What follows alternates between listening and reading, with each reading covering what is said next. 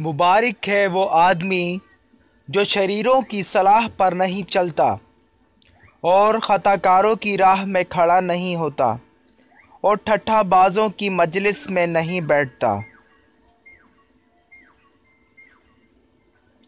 बल्कि खुदावंद की शरीयत में उसकी खुशनूदी है और उसी की शरीयत पर दिन रात उसका ध्यान रहता है।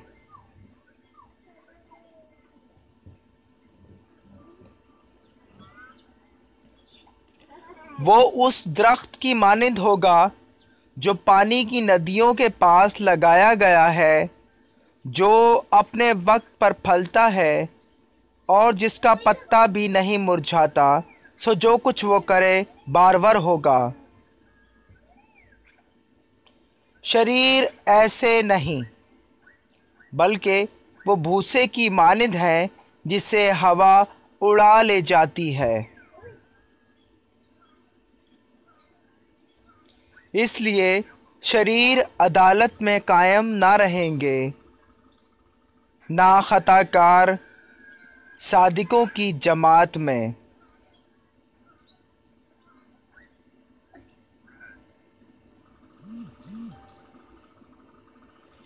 क्योंकि खुदावंद सादिकों की राह जानता है,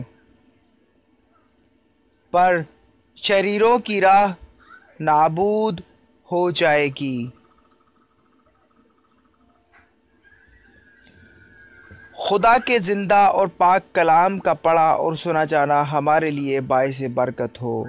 खुदा का शुक्र हो। आमीन।